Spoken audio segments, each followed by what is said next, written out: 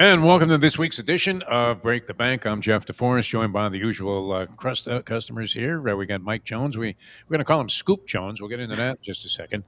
And Frankie G, who was, this guy is one of those, he's like the drummer in the band. He shows up just as the post time for the performance gets underway, sets up the drums real quick, and then just fires away like he's John Good Vibes Bonham. Mike, how are you? How are you feeling this Good. week?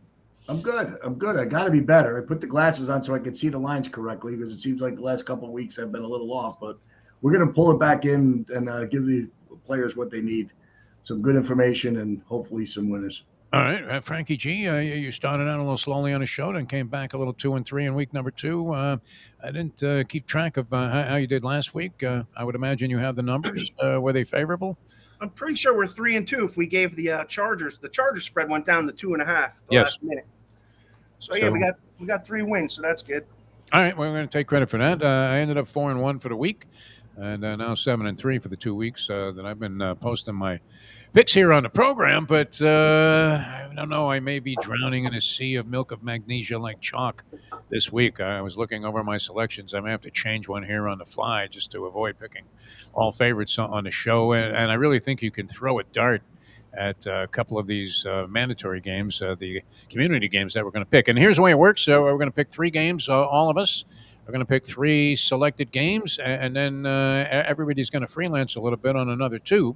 So we'll have 5 selections. Last week, I think, guys, we were in unanimity on the University of Miami game against Florida Gators. I ended up attending that game in an oddball story that I can relay in a minute. But before we get to that, this was great. And you could have made a giant score, Mike Jones, if you'd been able to get some money down on this, as you had news about who was going to be the first coach fired. He calls me yesterday and says, a guy called me up, inside source, and he says Mike Gundy's going down today. They got $15 million of bagmans flying into money, one of their boosters, and he will be fired today.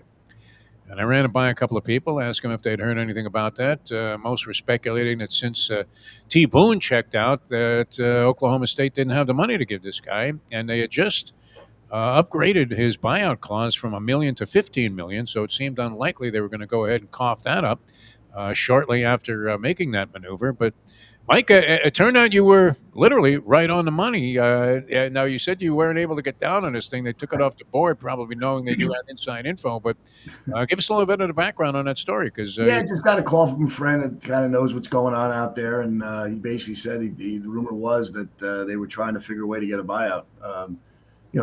People there, you don't lose to Tulsa at home. And, it's a big rival. Like, it's not a real rival that we see that nationally that we pay attention to. But at State Oklahoma, and especially in Stillwater, you win that game, especially in Stillwater.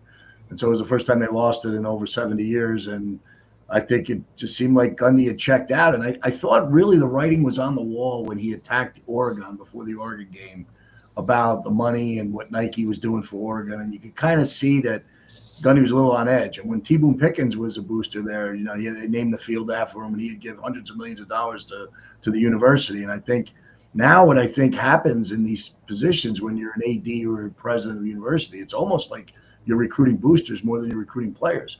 Players are represented by agents and have a chance to go find you and easy to get a hold of. If the player wants to go to that school, the agent calls up now because the NIL comes in and you're allowed to have this.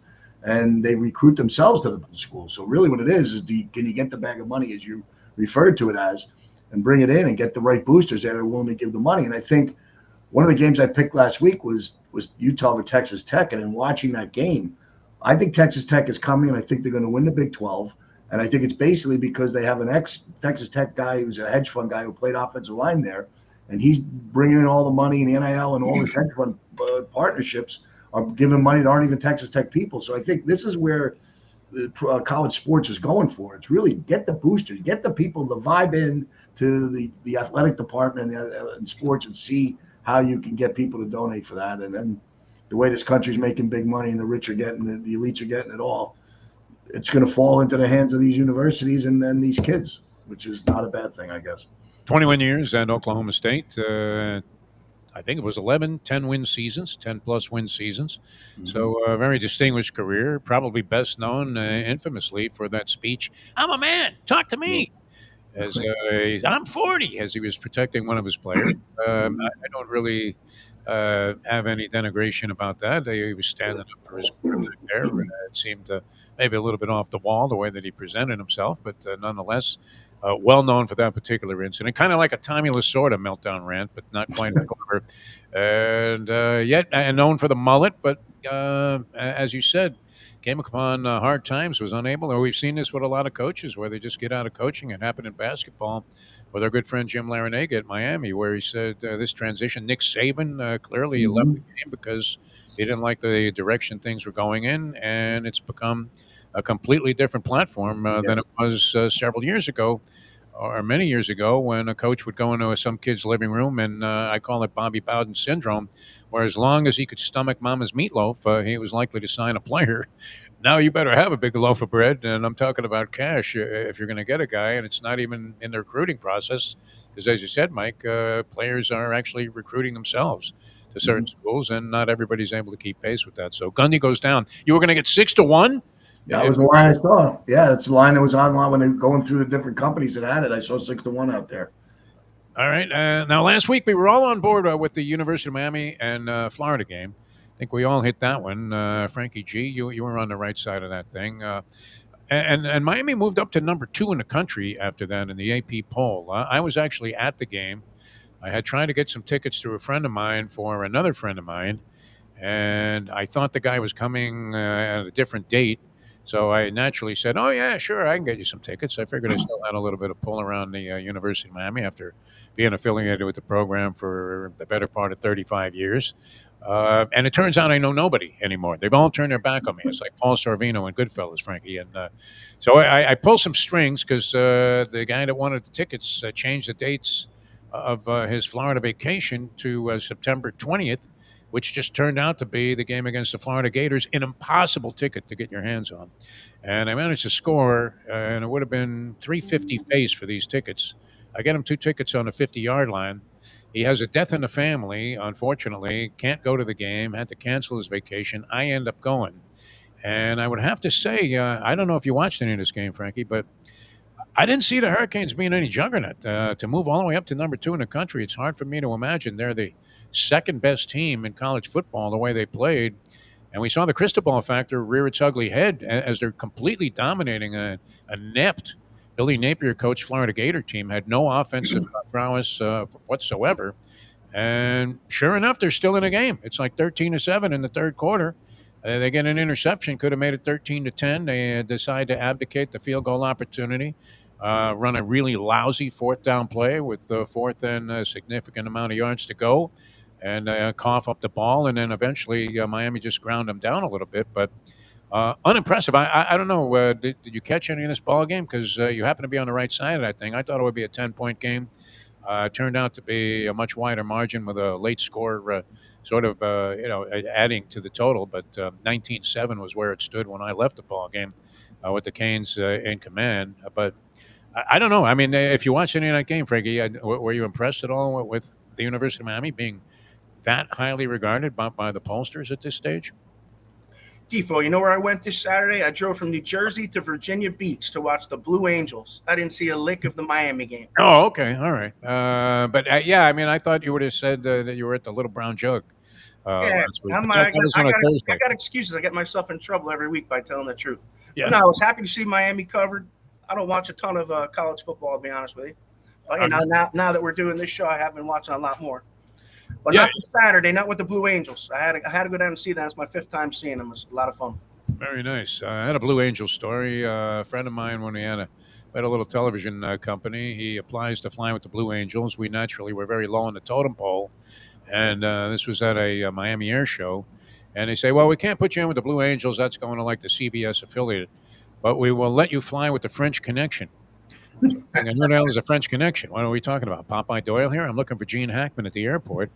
And it turned out the French Connection were a husband and wife team of daredevil pilots that, didn't close the cockpit as they were taking off on this plane that looked like a crop duster.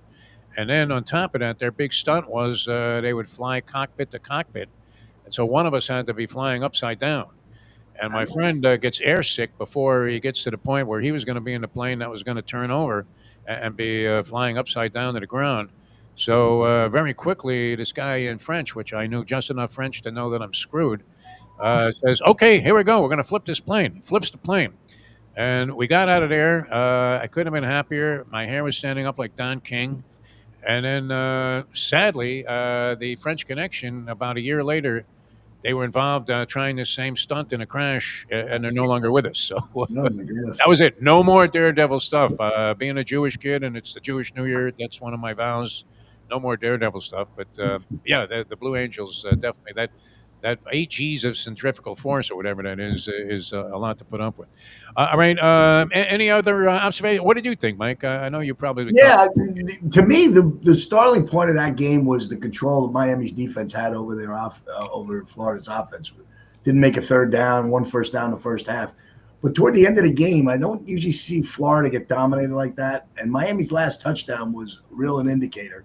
Run the ball from the 3-yard line, and all 5 offensive linemen end up 2 yards in the end zone with Florida players spread out all over the place. And I thought just a 5-yard drive on that particular play in itself told me where Miami's headed and where Florida's heading.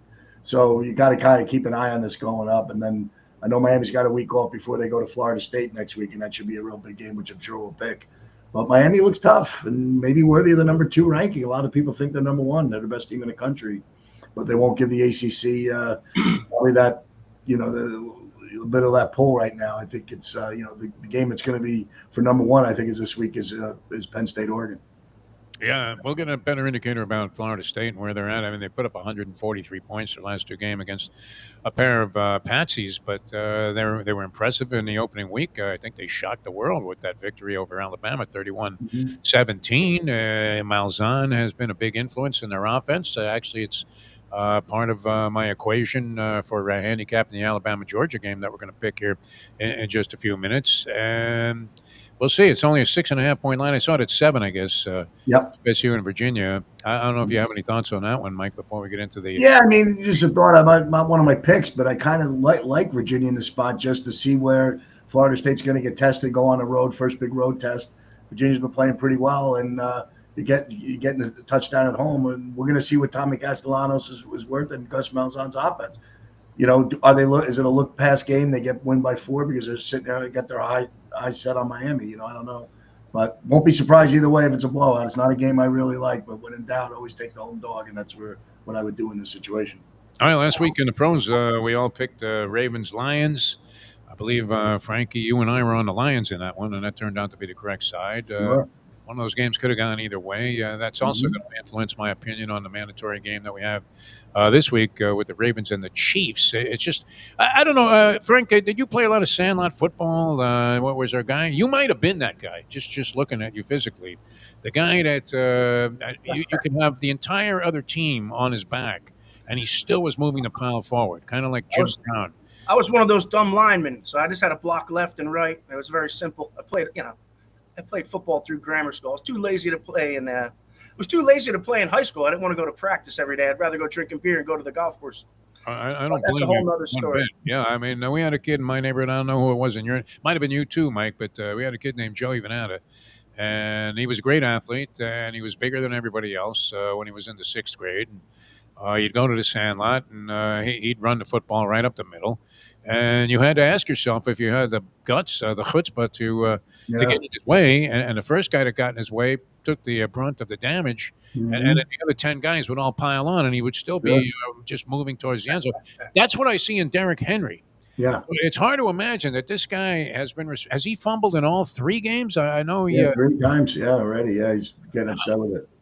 This guy's a horse. I mean, he just plows his way through defenses, and he's been gaining yardage, but it's kind of exceptional, I guess, that he's fumbled a football, and that was the turning point in that game against the Lions. So I think you were on the Ravens in that one, Mike. I was. Yeah, and I will say this, the 98-yard, 19-play drive probably made me question it. They go up 14-7 in the goal line stand, even though they tied it by the half. Yeah. Made me think that Detroit still got that physicality that Dan Campbell likes to bring out.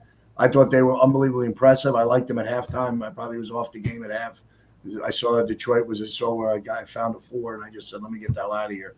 And so that's kind of where my MO is. If you're going south, you always have a chance to get back on these games, whether it be live betting or halftime bets. But that particular game was pretty rough, looking at it. But yeah, I mean, the Ravens this is some game we're going to talk about in a few minutes here, but this is a big test for them this week. And I don't think they were looking past Detroit, but I know that this one's going to mean something in Baltimore. Yeah, and some real tough beats, wild turnarounds. We were talking about. I was reading an article by the great columnist in the New York Post, Mike Vaccaro, and he was saying, "Well, you know what? They may need to make some adjustments to the field goal application in professional football because guys are able to kick field goals from 65 plus now, 70 yards. I mean, you never used to see that. You thought the coach was a lunatic if he lined up for a 62-yard field goal. What are we talking about here? Tom Dempsey. I mean, zero chance of making it for most of these kickers. And people were thinking, well, maybe it's like the three-point shot. Maybe it's going to ruin the game if you only have to go 20, 30 yards now with the new kickoff rules. To be in field goal range. And sure enough, what do we see the subsequent week?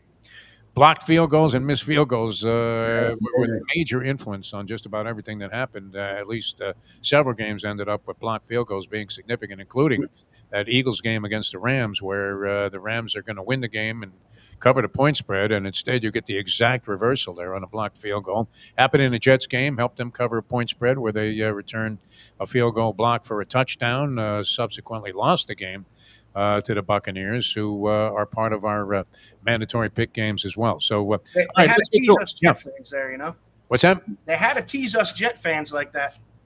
Yeah, well, I mean, it's the old boxing adage coming up this week, and it's going to be one of my elective games, the Dolphins and the New York Jets on a Monday night. And you know how they say that? I guess Don King started this thing, another Don King mentioned.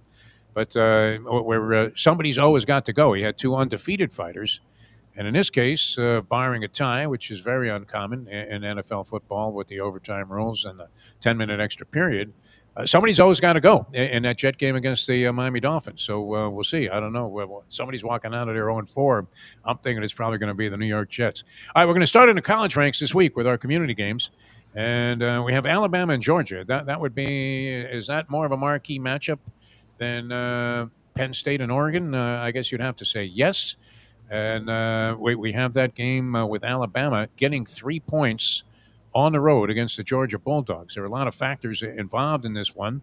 And we'll start with you, Frankie G. I know you've been viewing the stats. You've been poring over a lot of numbers. What do you think about Alabama and Georgia? Just doing my research here. Georgia -3, over-under is 52.5. The money line -150. But Georgia 3-0, 0-3 against the spread. Neither of these teams played last week, so they both had 2 weeks to prepare. And Georgia has won 33 consecutive games at home. That's crazy. It's the longest active winning streak in college football. And Alabama's new coach the last couple of years, he's 2-4 on the road since taking over for Nick Saban. And I'm kind of liking Georgia quarterback Gunnar Stockton. He played really awesome against Tennessee last week. And how Alabama's been inconsistent on the road. I think I got to stick with Georgia -3. I mean, if I'm going to give you -3 for the show, but when I bet it, I'm probably going to bet money line -150. Okay, going to go ahead and lay a price there based on the home winning streak. And you do have Georgia with an impressive enough victory, albeit in overtime against Tennessee, a ranked team at the time and a team that was highly regarded. In fact, I think we went down in flames on that one, Mike. Thinking that Tennessee was going to prevail in that spot. What do you think about Alabama and Georgia? You got Kalen DeBoer under fire already, even though he distinguished himself very well when he was at Washington. Great accomplishments there. Hasn't quite been the same at Alabama, and you're following in the footsteps of a giant behemoth when it comes to reputation and accomplishment, and Nick Saban. Kirby Smart is just that. He seems to find ways to win ball games. Well, what do you think about the Bulldogs at home against Alabama? Over the last decade, this is the rivalry in the SEC. They've played for the SEC championship numerous times. Looking at the spread, I saw 3.5 earlier. I was kind of thought that hook might help. But if you're like in Alabama, I'm with kind of Frank on this. I just don't see Caleb DeBoer on the road with a lesser record. Kirby Smart, the 33 home games, the 3-point spread. I kind of lean a little bit towards Stockton as a more efficient quarterback player. Simpson's been good, but Alabama's played very well since the loss in Florida State. Lesser competition, but they have dominated their opponents. I think maybe that was a wake-up call. But this is what the fan base is going to look for, going between the hedges to Athens to go play this game. I just don't know. I think Alabama has enough. I think there's a coaching difference here, and I think it shows up, and I think Georgia -3 might be the side here. I was talking to a friend of mine, a very astute college football observer, and he said that Malzahn had the Alabama Crimson Tide in that FSU game that opened up the season when they were heavily favored, like 2 touchdown favorites. Then he had them going for every fake, the linebacking core for Alabama. That it's not a very solid defensive core there behind the line of scrimmage. And that Kirby Smart, that wouldn't be lost on him. He should be able to take advantage of that.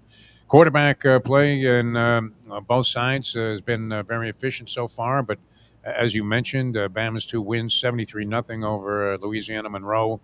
They come back a couple of weeks ago, beat Wisconsin 38-14. Ty Simpson has thrown. He had a big ball game passing against Wisconsin. Not huge numbers, but actually a little bit more significant than we've seen from Gunnar Stockton, who you have to think that Smart is a big believer in, because he was more than willing to let Carson Beck go to Miami, as he would have not been able to walk out the door there. He would have never let him transfer. He would have given him the money if he thought that he still was a better quarterback than Gunnar Stockton. Stockton started out a little bit slowly there in that FSU game. He's rallied to throw for 227 and 304 in subsequent games. Neither guy has thrown a pick yet this year, so turnovers have not been a problem. But I'm with you guys. I think Georgia wins this ball game. I'm going to go ahead and give them a slight edge. I saw a lot of different handicappers weigh in on this. They have it very close, but I think the win over Tennessee was more impressive than anything that we've seen so far from Alabama. They're going on the road. Good stat there about the home winning streak, Frankie G.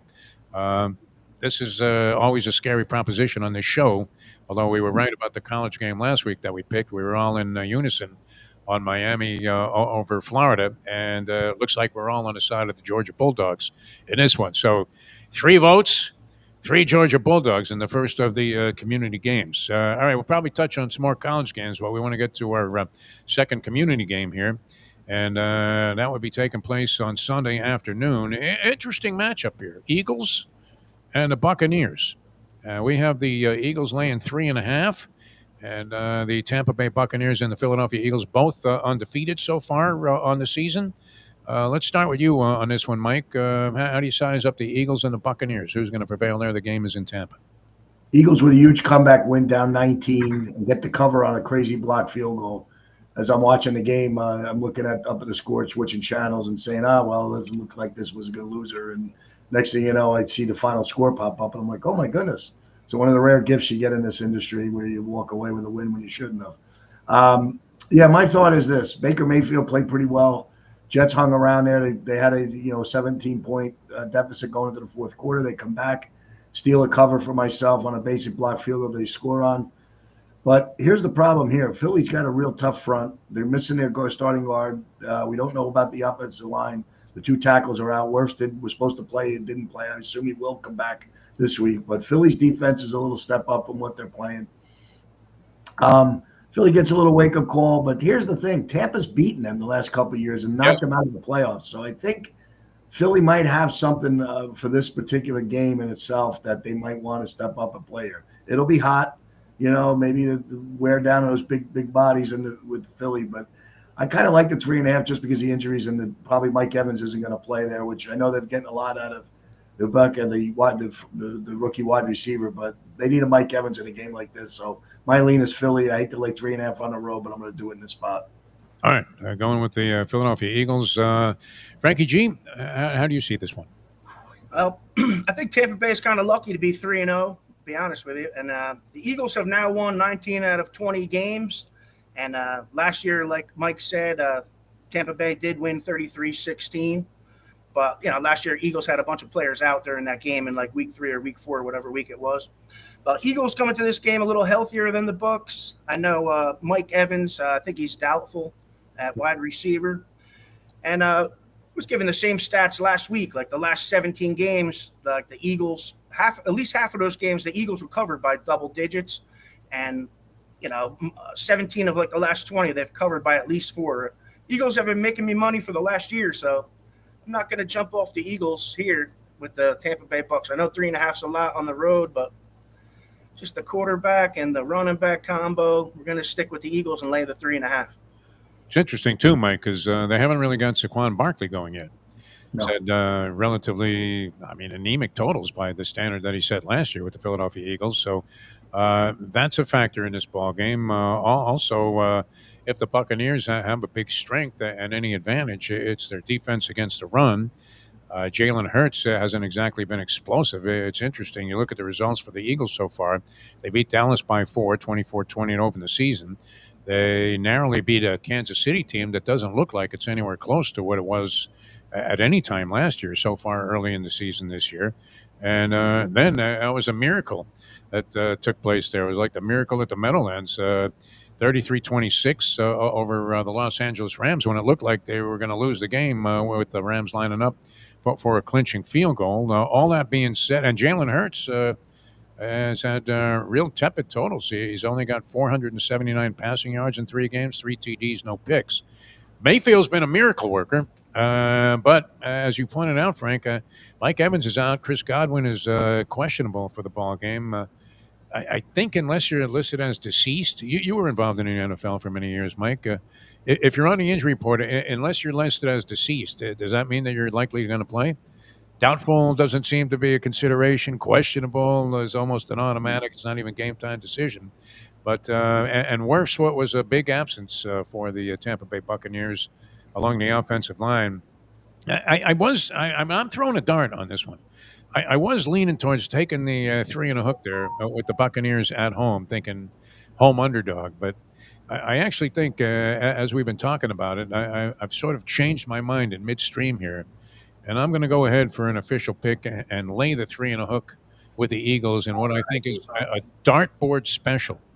An absolute dartboard special. Because I don't know that anybody can approach this game and say with certainty, hey, I know this one's in the bag. The Bucs are 6-1 straight up. Yeah, you mentioned this. Their excellence and their sort of mastery of the Eagles. 6-1 straight up. 5-2 against the spread versus Philadelphia in their last 7.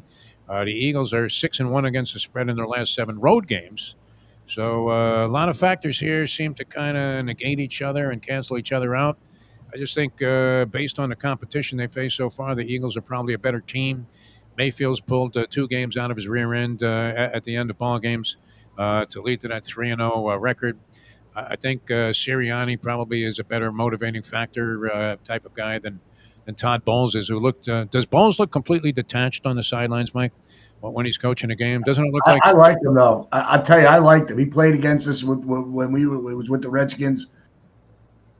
He's been a Parcells guy. I've always been a little fan. I think the Jets probably shouldn't have got rid of him as quickly as they did. I don't know. I kind of lean a little bit toward, I kind of have a infatuation with him. I like him a lot. I like All right. that he's having success. I root for him, that kind of thing. And the other big point on Tampa, I think Tampa's the team to win their first 3 games on the last play, if I'm not mistaken, right? They beat Atlanta. They got this field goal.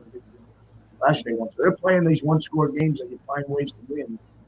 You just look at this game, and I just think Philly comes in here a little bit more motivated. I think they caught a break last week. They got their offense going in the fourth quarter. I think Philly gets the cover here. Yeah, and I think they probably find ways to get Barkley to be more of an offensive factor. All right, our final community game, and then we'll have a couple of electives here from everybody. Good matchup, Ravens and the Chiefs.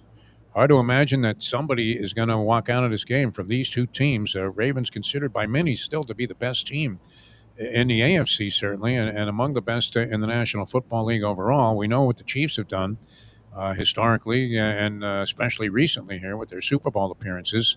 They have Mahomes. They don't have Rashee Rice, who's been suspended for that traffic deal where, it's so funny to think that, a 6-game suspension. What do you have to do to be suspended for the season? Put 2 people in the hospital while he's driving like 120 miles an hour. Hardly what you would say is something that you would want to have representing the National Football League and their desire to be a big part of the community.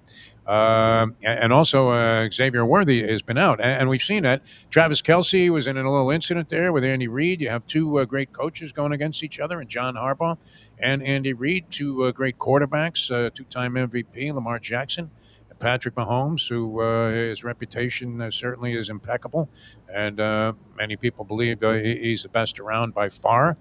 I'm not sure who has the edge in this one, but yeah, let's start with you, Frankie. The Ravens, I had them, We had them laying 2.5 there on the graphic.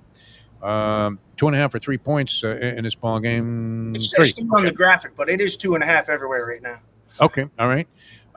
So we'll go with 2.5, figuring that thing has changed since we put that together. And what do you think? Ravens and the Chiefs. Who's walking out of there at 1-3? It is crazy that Baltimore in the first 3 games has scored 111 points and they're 1-2.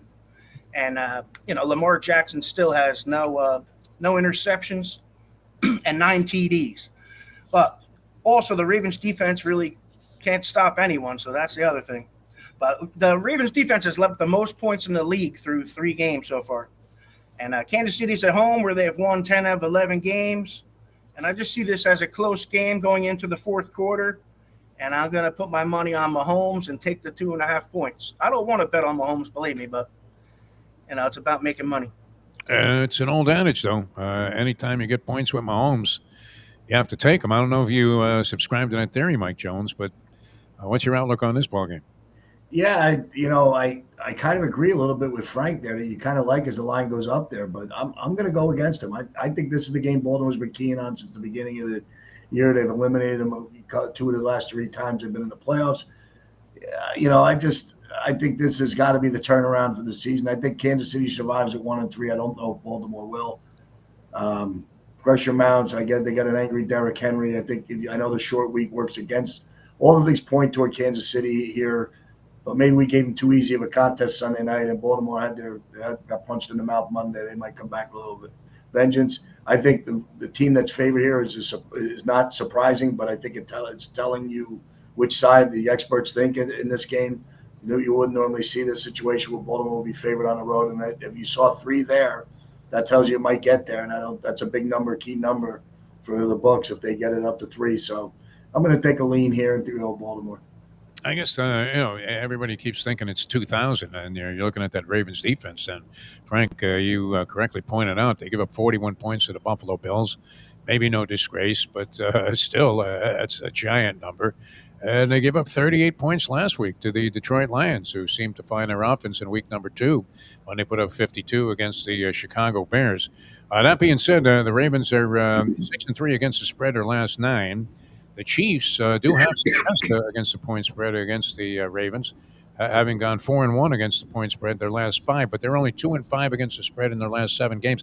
Don't seem to have that potency on offense, gentlemen. I'm not seeing the firepower with the Chiefs. I think they were lucky to win their 1 game against an inept New York Jet team. I hate to use that kind of phraseology while Frank G's on the program. No disrespect, Frankie, but is that your G-men? Yeah, you went to the wrong guy. You should have come at me there, Jeff. Yeah. Sorry about that.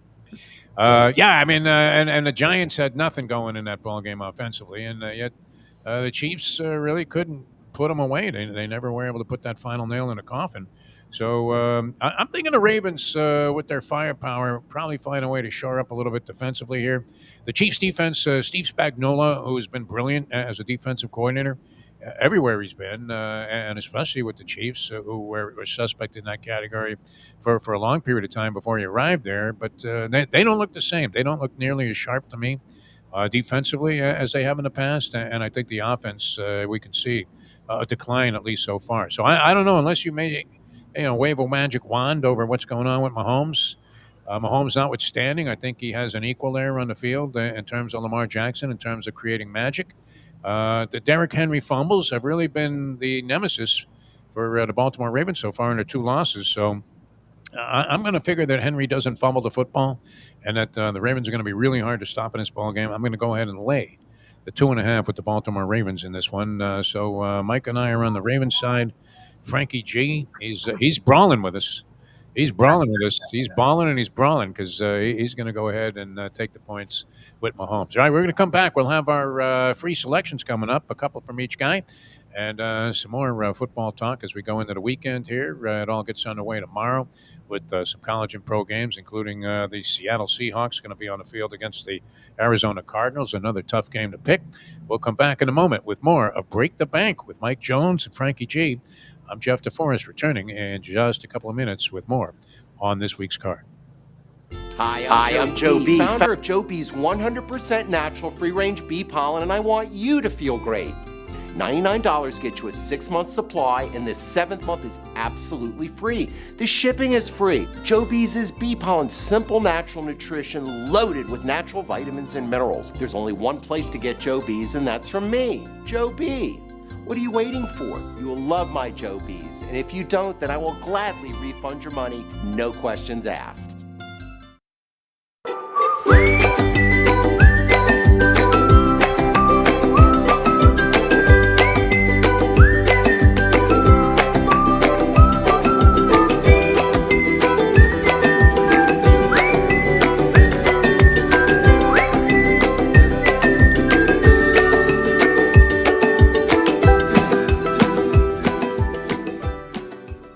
Welcome to Rebet, the first of its kind free-to-play social sports book.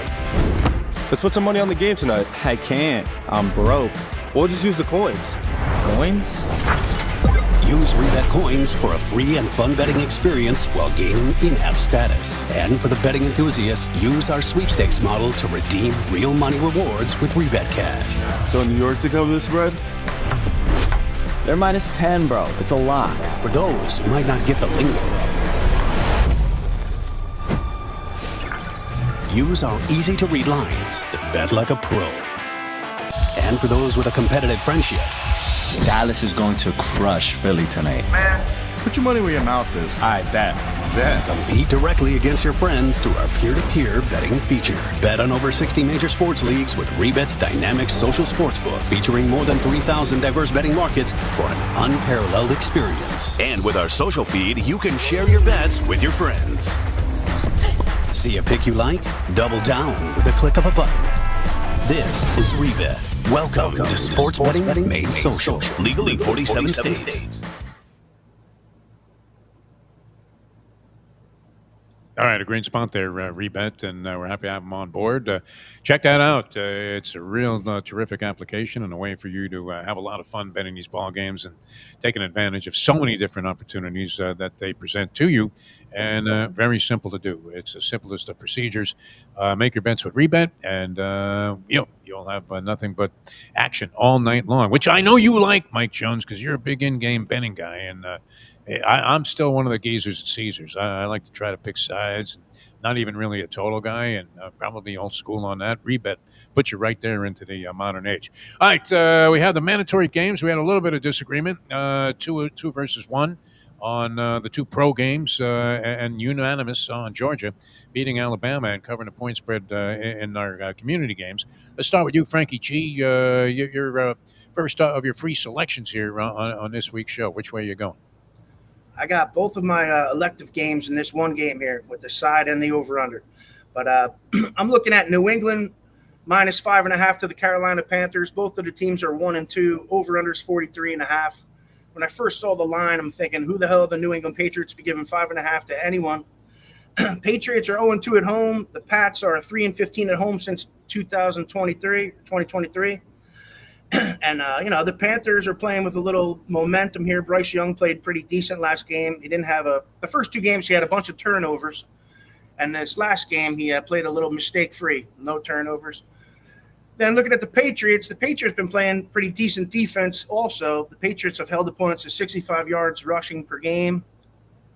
And I just see this as a low-scoring game and a close game, which is like, anyone can win this game by 3 points either way, and a low-scoring game.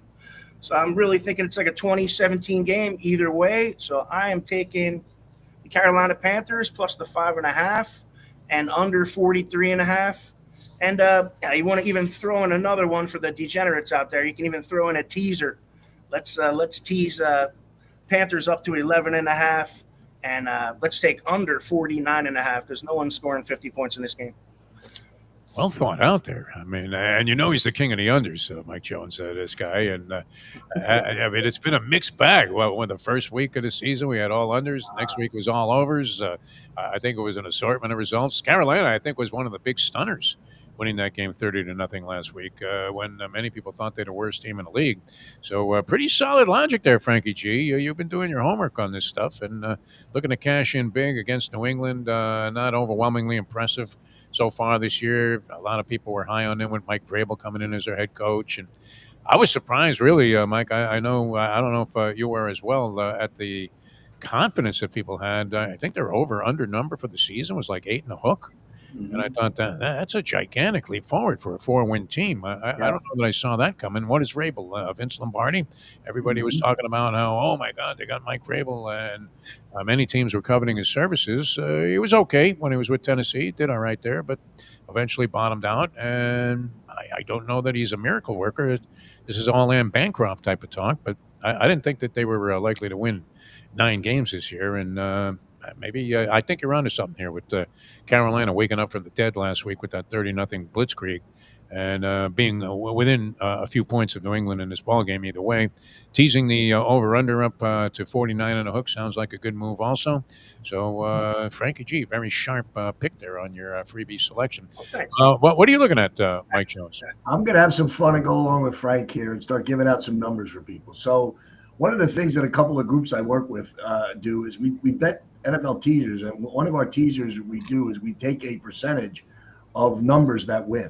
And it turns out a game that I really like falls on that teaser number where, you want to move through the 3s and the 7s as a +1, 1.5, 2, 2.5 dog. And there's some of these, and there's one that works today that's like almost a 77% win percentage. Is the road team is a 6.5 favorite. And there's 2 of them that I see right away that are 6.5 point favorites. One of which I really don't like, but one of which I really do like. And I'm going to go on and go right to the Sunday night game. Micah Parsons heads back to Dallas. I think Dallas without CeeDee Lamb, and I think where the Cowboys are headed, these 2 teams are going in different directions. I think a bad play call by Matt LaFleur and a bad throw by Jordan Love basically handed the game to Cleveland. I think Green Bay's ornery and angry. I think Micah Parsons, with the way he's led this team now defensively, I think he's going to get these boys ready to go. They're going to go down to Dallas. I see a 2-touchdown win for the Packers, and I'm going to go back to 2 years ago when Dallas was looking like a world beater, and Jordan Love went in there and hammered them and put up a 40 spot down there. So I think Green Bay feels comfortable playing in Dallas. I think this is a big win for the Green Bay Packers. So my teaser bet is going to be Jim Harbaugh is 4-0 against rookie quarterbacks. 8-2 live, 4-0 with the Chargers, 8-2 lifetime, 7-3 against the number. I'm not laying the 6.5, but I'm going to take both the Green Bay Packers and the Giants are a little bit of disarray, making the quarterback change to Jackson Dart. I think it's rushed a little bit, but I can definitely see why Brian Dable's trying to save his job. Really tough spot. The downside of this bet is that the Chargers are heading out east to play a 1:00 game, and it's always been notoriously a non-cover.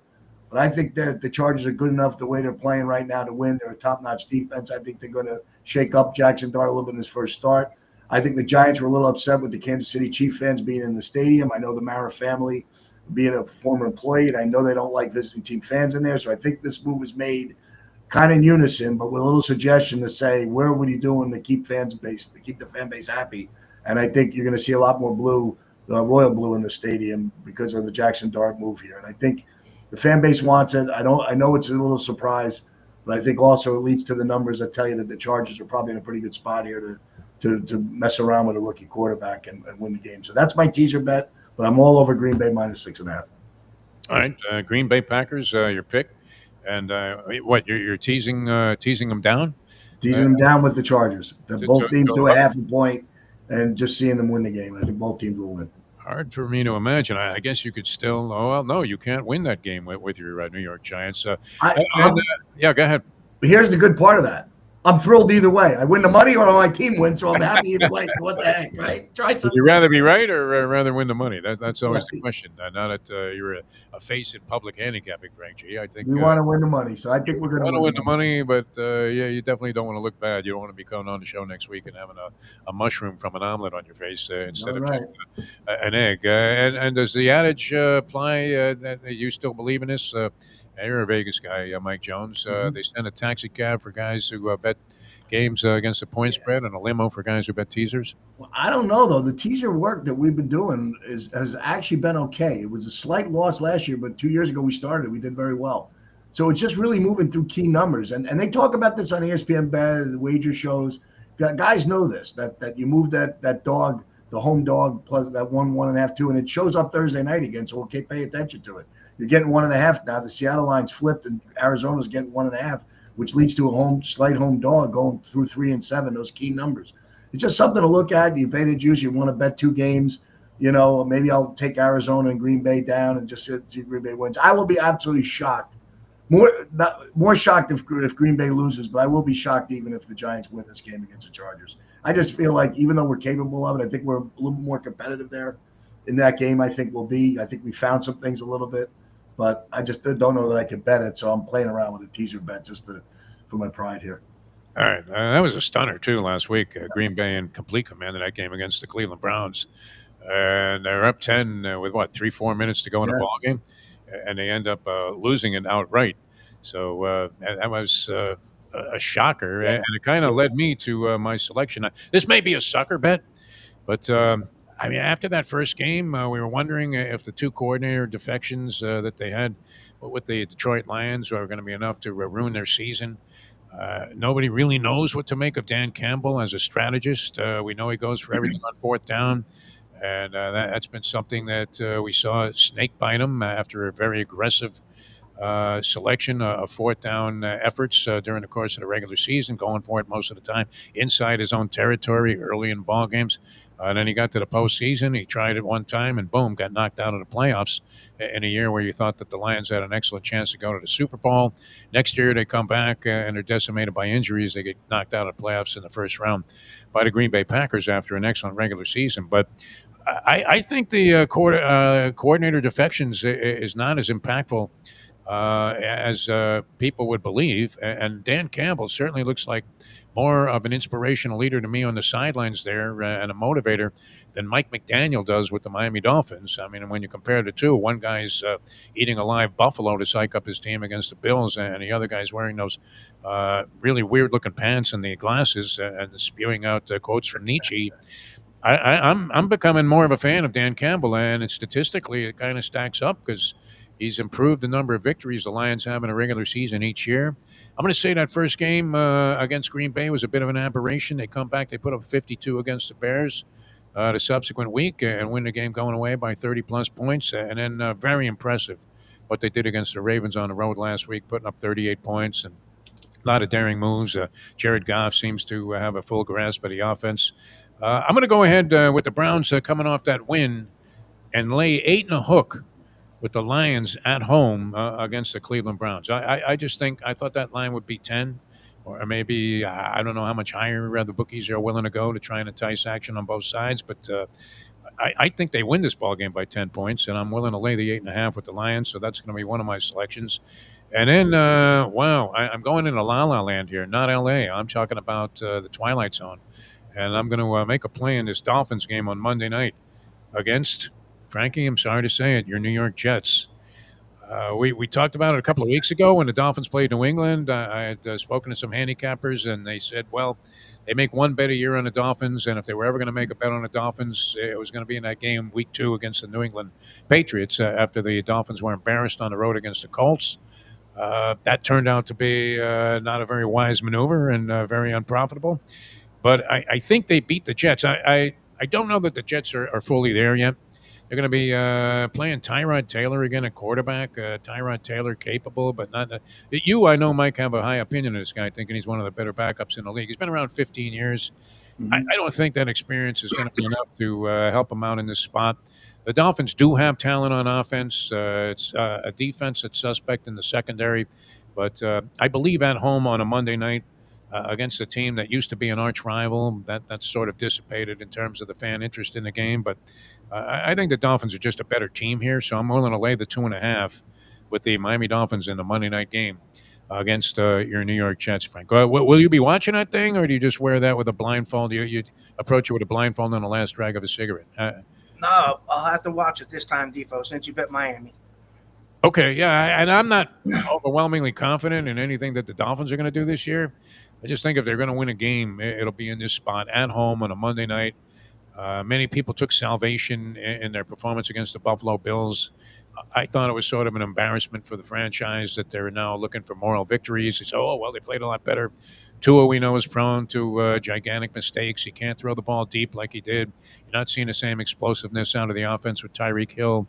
But I think overall they just have better talent and are a little bit more coordinated offensively than the New York Jets. And I think the Jets are still finding themselves. So while they put up a reasonable performance sparked by that blocked field goal for a touchdown, they still lost a game against the Buccaneers last week. They managed to cough up like an 80-yard drive at the end of the ball game, including a massive fourth down conversion. Don't think they're there yet, and I'm going to go ahead and take the Dolphins, laying 2.5 over the New York Jets in the Monday Night Football game. Any other games that strike your fancy there, Mike? Yeah, actually, I'm going to give out a little bit. Game I really like. I've already took it at 2.5, and now it's down to a pick 'em. Washington goes into Atlanta. There's always been this bet that years ago I used to bet when I was in Vegas, a zero factor. Team that scores zeros was a 63% cover the following week. The line gets skewed a little bit toward against them. They feel they're that bad. Well, Carolina shut out Atlanta 30-0 in kind of a surprise result that hurt Circa Survivor. About 800 tickets went out the window with the Falcons. Everybody's excited about the Falcons after their big Sunday night win in Minnesota. I think they bounce back here with Washington. I think Marcus Mariota gets a second game and get another game on the road. The system play on the game last week was 4-0 last year, and I think it's 8 in a row, is the Thursday night game that plays against a team that's played on Monday night. So the Raiders had a short week playing the Chargers, and the Commanders had played that Thursday night game in Green Bay. So they had the extra 4 days to prepare. And that made it, kind of a little bit better option to go with the Chargers. The Giants had a game that fell that way in Seattle last year. We gave them no shot. We won outright because of the same system. So I'm going to look at this game and say Atlanta kind of bounced back with that zero factor. Washington's getting a little bit of a break playing a Raider team that might have been a little tired. How good are we? I think going on the road again might be tough there. The fact that the line's now dropped to pick them, I'm going to win the game. I got the 2.5 early in the week, but I'm going to still suggest the Atlanta Falcons this week at pick 'em. All right. I have a play here from a guy that we know as Teaser Man. He hit his teaser last week, since you guys are now warmly embracing teaser plays here on the show. Last week, Teaser Man, who's been really, really very good over the years, he hit a 3-team teaser with Pittsburgh, Seattle, and Chicago. He has another 3-team proposition coming up this week. Interestingly, he's sort of using your thought process, Mike, but he's going to tease the Giants up to 12.5 points. He is also going with the Patriots plus a half a point, and he's got the Bears plus 7 as his 3-team teaser. That's from Teaser Man, who has created quite a legend for himself in giving out teasers and doesn't give them out to too many people, but we're giving them out here on the show. Lastly, a couple of real interesting college games. We talked about FSU and Virginia, but anybody with any thoughts on you have Ole Miss as a 1.5-point favorite over LSU. Ole Miss hosting that game, and Penn State, Oregon.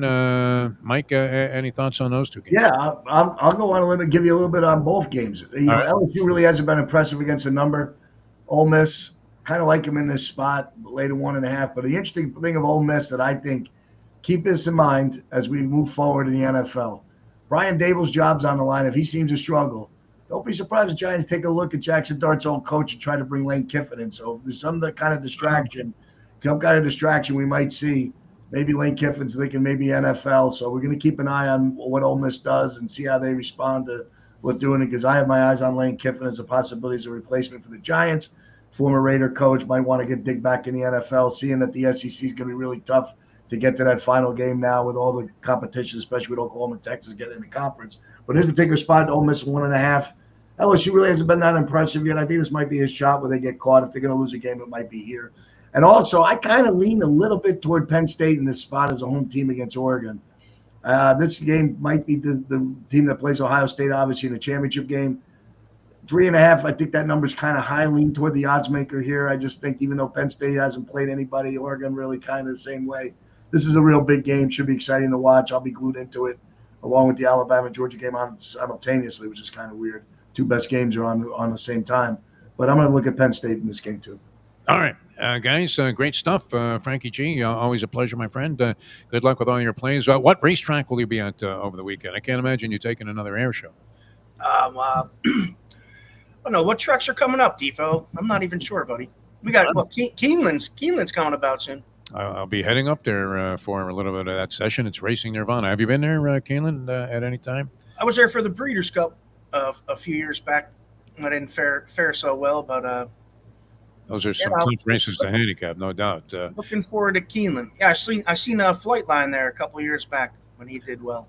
Yeah, Keeneland, just beautiful. I mean, if you're a racing fan, which I've been all the way going back to when I was cursing out Del Insco as he was leaving from the one hole at Roosevelt Raceway when I was 15.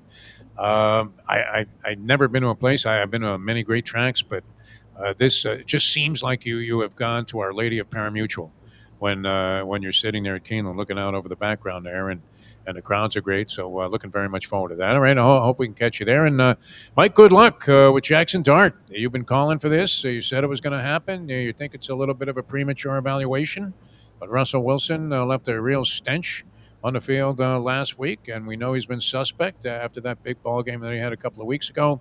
And the Giants under immense pressure right now with Joe Shane and Brian Daboll to try and put a win on the board. You were speculating they'd be what after 4 weeks? You were thinking they had a shot to be 2-2? Yeah, I did. He should have won Dallas game. The kicker hits a 65-yard field goal at the tie, and we played the mishaps defense. I was a little worried after week 1 the way we played offensively, but we seemed to respond in week 2. And then Kansas City being 0-2, I kind of knew the writing was on the wall that they weren't going 0-3. Yeah. So, this would be a real test. I like your guy, the teaser, gives me the faith that he's got the 12.5 and he's successful. Maybe it's a ball teaser game. Man. Yes. I would be surprised if we win the game, wholeheartedly. But if we do, it means Jackson Dart did some things that are open eyes. And some of the film I watched of Kansas City, I thought this week, to me, showed me that if there was a little movement in the quarterback position, I thought we might have been a little more successful offensively. I think when you watch the tape, you see that, and I think that's probably what led to this too. And the desperation for Daboll and Shane to keep their jobs. They had to make this move. It's their guy. I think they keep it, even with an unsuccessful season. They keep it if we see a lot of progress with Jackson Dart's play. So that's really the schedule's really tough. So. All right, gentlemen. Great stuff as always. We'll be back again next week here on Bleacher Brothers with another edition. Hopefully, we'll help you guys break the bank, and we'll see everybody again next Wednesday at 4 o'clock, the next edition of the show. For Frank G., Mike Jones, I'm Jeff DeForest. Our thanks to AJ. Good luck, guys. For producing the program today. Send your money in at Rebet and sign up. It's a great app. Great way to enjoy wagering on these ball games.